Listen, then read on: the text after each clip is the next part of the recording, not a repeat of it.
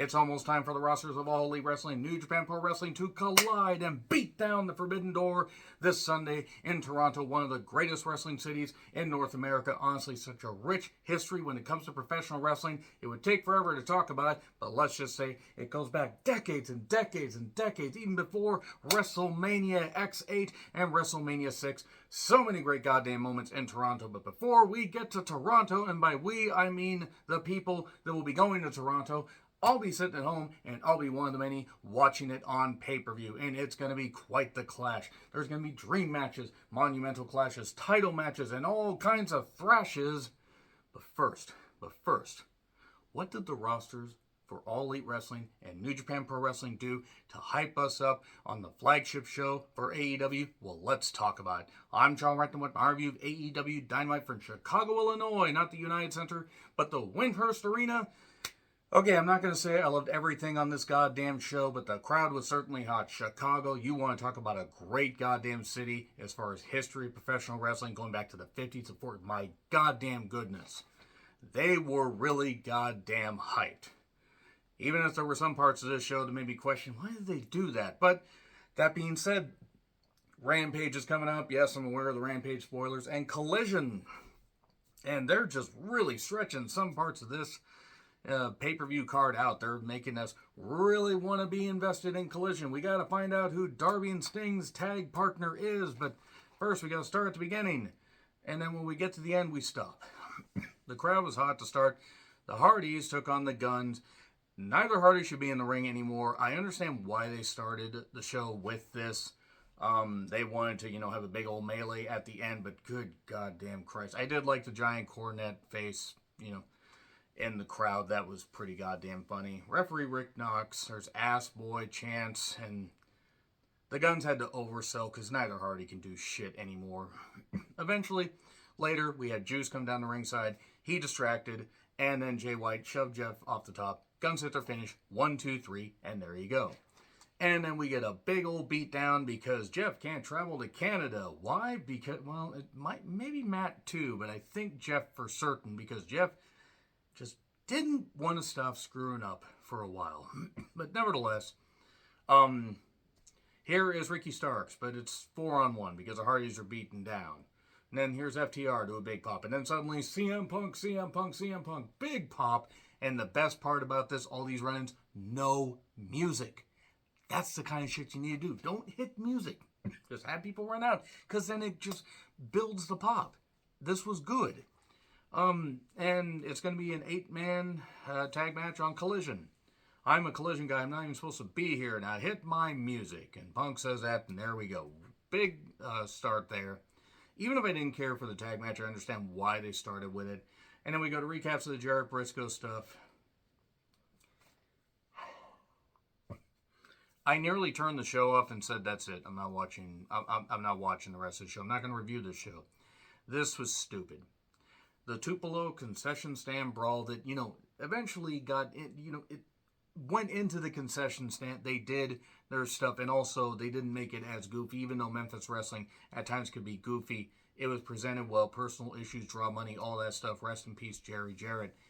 And I understand why they tried to do something like this, but Jeff Jarrett against Mark Briscoe, and the concession stand, by the way, had various women that were supposed to be, I guess, helpers or employees. I don't know. They were already at the concession stand. This was stupid. This was so goddamn stupid because this felt very much like early era NWA TNA or late era WCW. This just was garbage. Mustard, hot dogs. This was stupid. Everybody got involved. All the help and everything. These workers, one of the women tried to help Mark by washing something out of his eyes. Karen got in there because Karen still doesn't understand that her place is not in wrestling. I'm just going to say right now. This goddamn hoochie mama, probably shouldn't say that, but I don't really goddamn care because she ain't the lady in Lady and the Tramp, but there you go. And then they go to the ring during the break. And the fans are all around during this whole damn thing, by the way. Papa Briscoe, they telegraphed the fact that he was there at the ringside table. He chokeslams Lethal through the table. And then Karen ends up nutshotting Papa Briscoe after Sanjay takes a bump, which Sanjay shouldn't do because he had like some kind of really bad knee injury where he had to retire. I mean, to be fair, with his high flying style, it was probably going to happen anyway. And then Giant Silva Jr. runs in, and then suddenly Christopher Daniels, the best friend, and the Lucha Bros beat him up. And then we get a kick from Penta and a roll up 1, 2, 3. And this was garbage. This was 100% purified garbage. And I guess Jeff Jarrett might actually be done being an on-screen character and might actually be taking more of a backstage role now. That's the rumor. If that is the case, good. If it means Karen Jarrett can go home and not be on a wrestling program she's not worthy of being on, then good. Then goddamn good. Because I don't want to fucking see this shit anymore. And Mark Briscoe, they have basically torpedoed a lot of the goodwill, or a lot of the stuff they could have done with him, because fans still like him, don't get me wrong, not even the goodwill, but the fact they could have had an emotional story and this, and yes, it was cool that his dad got to be there. Had they just had it where, had they just not goofed it up so much, I might not mind this as much. At least Briscoe won. So then the Blackpool Combat Club are backstage with Callis and Takeshita. It's going to be 5-on-5. Shota Umino is going to be there because Danielson is he's going to be part of the double main event against Kazuchika Okada. Danielson said he will call out Okada tonight. Collision recaps, and then we go to Jericho and Sammy making their entrance. Suzuki gets a big pop. Kazani Nare, which, that was cool. And you could tell Suzuki really did enjoy that, getting more cheering crowds, even though there have been cheering crowds back in Japan for a bit. I'm sure that he appreciated the adulation from the American fans. Suzuki versus Jericho versus Sammy. Or Suzuki, Jericho, and Sammy, rather. If they face each other, that would have been weird. Against AR Fox, Darius Martin, and Action Andretti. They dug up Action Andretti. I'm impressed. Apparently, he has been on some Ring of Honor TV, from what I've been told. I don't know how much. I don't genuinely care, because I can only watch so much wrestling every single week. Jericho looks like shit. The crowd loves Suzuki. Suzuki eventually got that death stare. Jericho also did the Tranquilo pose. That's pretty much telegraphing Tetsuya Naito is probably going to be joining the fray here. And a triple submission spot, and Darius tapped out. Suzuki gained a death stare. Everybody run. And then boom, Renee is suddenly in the ring. She snuck up on somebody wearing that jacket. I'm impressed. Jericho, excuse me. Jericho grabs the mic and says, facing Sting for the first time ever. It was a big deal, but not for him. Then it's going to be a 6-man at Forbidden Door. Sting, Darby, and who? It's Sting and Darby. And they say, you know what? You're going to find out who our tag partner is on Collision. And the crowd boos. I hate to say it, even though I understand why they're trying to hype Collision, they really should have announced it here. Because even though Collision is going to be a hell of a goddamn show, at least initially, might turn into a 2-hour edition of Rampage by the end. Who knows? But, or, within a few months. But I really think they should have actually revealed who it was. But then again, Shivani and RJ City, they're doing the ball thing, the Queeful Lottery, as I call it. Oh, I'm sorry, it's the blind eliminator match, or eliminator tournament. It's going to be a round-robin tournament with teams, tag teams. And I hated the Lethal Lottery when WCW did it, and I hate this idea. They picked 2 names. Who were these 2 names? We find out later. The Elite are backstage. They couldn't even be there in the arena. Whatever side you're on, everybody's got to goddamn work together. They just have to at this point. Because the Elite aren't necessarily the needle movers that they think they are. They might have done it at some point, but now, no. Everybody needs to work together, because they better buddy up, because they got to get a really good TV deal, assuming that they haven't already. I really hope that the company just succeeds, and they need everybody on the same page. Not talking about Hangman. But they've got friends. Eddie Kingston's there because he hates Claudio. That's why he's teaming up with them. And also, he'll announce who the 5th guy is, because he needs somebody he can trust. Here's Adam Cole. It's all about the boom. Adam Cole, baby. Story time. He basically says, I didn't beat MJF. He didn't beat me. And he calls out MJF. I mean, I'm not going to get too far into this. This wasn't as good, even at the stuff with MJF and Cole when they had their back and forth. And I'm not talking about the match, tremendous match to open the show last week. Their back and forth where it went on a little bit too long. This was a little bit shorter. MJF comes out and basically just he gets a hell of a reaction. Gets a pop, gets boos. Once he, starts knocking the crowd, they chant shut the fuck up. He says no. He praises Cole, knocks him. He says, you've had a lot of head trauma, buddy, and everything, but, I had you beat. Actually, Cole had MJF beat, but MJF can talk and he can do that stuff, and it was great. And let's just say we're in a scenario where you did have me beat and everything, and then he asked for a rematch and said, out of respect for you and your health, no. And then Shivani says, I have an announcement. They both say comically, shut up, Shivani. And Shivani basically just says, well, these names that we drew in the Blind Eliminator tournament, it's you guys. So now they're going to make them unlikely tag partners. And I hate the Lethal Lottery stuff, and I'm sorry, but it was bad when WCW did it for Starrcade 91, Starrcade 92. And I think they did it for They did it for 93 for Battle Bowl. The only standalone Battle Bowl pay-per-view. And I think they brought it back for Slamboree 96. It just... 96 maybe even 97. I didn't like it. I didn't like it then. I don't like it now. I don't think it's a good idea. Yeah, they're going to try to eke this thing along and possibly maybe get to where we get to a big goddamn event. Maybe in Canada. Maybe in Jersey. Maybe they do the one in Jersey where they have MJF against Cole. And MJF beats him, and then we move on. But Tanahashi appears on the screen. Still a challenge for Sunday.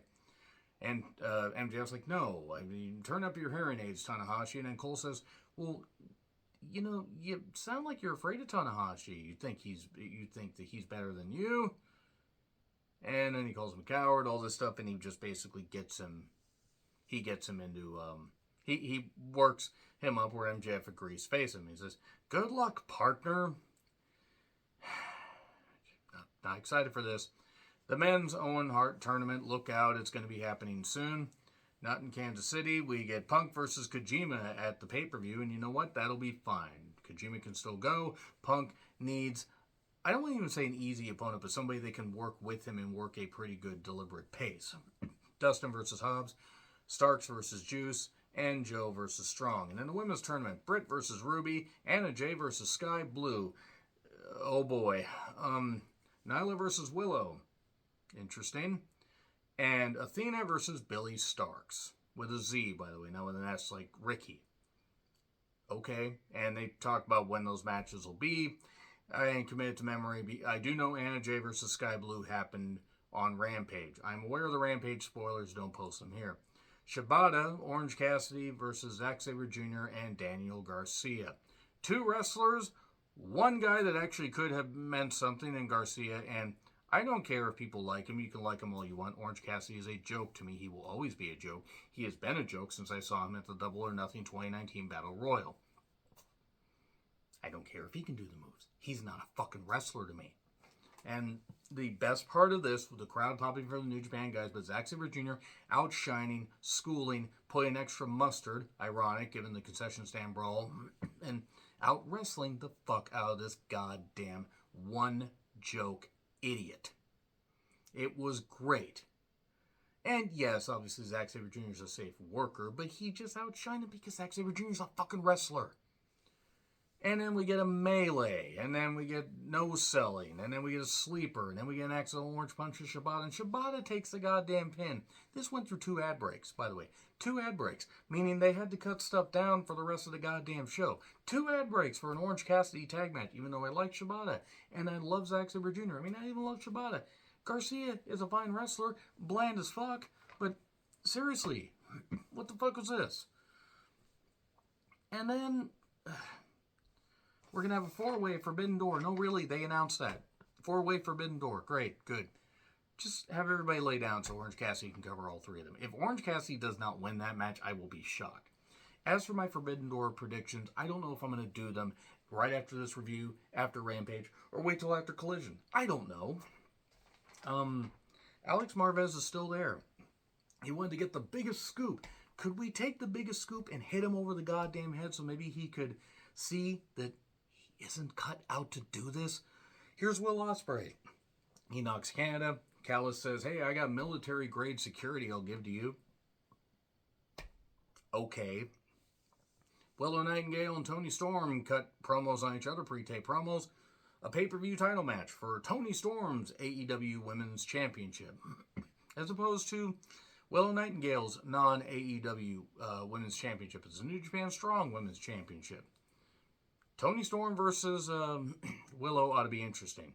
Taya Valkyrie versus Chris Statlander for the TBS Championship. Now, considering they were going to have a big old melee at the end of the show, they gave this very little time. Taya healed it up like crazy. They took it seriously. They laid their shit in. I'm not knocking that. A big superplex and then a tombstone 1, 2, 3. It went through a break and Statlander won. And I like Taya, but they had to rush through a whole lot of stuff. I didn't expect this to go 20 minutes. But my God. And then by the time they got done with the Rampage plugs, which I guess I'll keep reviewing Rampage if they want to make it important, but I have a feeling after this pay-per-view they won't. I have a feeling that once this pay-per-view is done, by the time we get to the next pay-per-view, it's not going to be worth it. We'll see. Collision, Swerve versus Tanahashi. That's going to be interesting. And then Forbidden Door rundown. 5 minutes left by the time we come back from break. Kingston's in the ring with a Terry Funk shirt. He hates Claudio. He thanks the fans. He just came back from hernia surgery, so he puts on the shirt, the Terry Funk shirt. Here's Moxley out to no music. They're listening. And there's 3 minutes left, by the way. Little time left is what I noted. They kind of jar back and forth. Kingston cuts off Moxley and says, you know, you're my brother, but you're teaming up with him. Why does Eddie Kingston hate Claudio? Genuine question. I don't know why he hates him. I'm curious. Eddie doesn't really seem to be the most amenable guy anyway, but at least he can get fired up about stuff. And then, so, who's the fifth man? Kingston says the fifth man's Ishii, by the way. And then suddenly a rush job from the Blackpool Combat Club. And then Danielson's out there, and suddenly Okada comes out to a big old pop. They have a stare down, and then Yuta attacks him. And then Danielson hits Yuta with the Bukkake knee on accident, and then Okada tries the Rainmaker on Danielson, and then hits the Rainmaker with a lot of fire on Yuta. He really seemed to enjoy laying out Yuta. Poor Yuta. Oh, there you are, Yuta. There you go. That is the end of the AEW Dynamite show and the end of this review. Let me know your thoughts on the show in the comments. Please like, share, subscribe, Twitter handle in the description. I'm John Ritlin. I'll see you soon.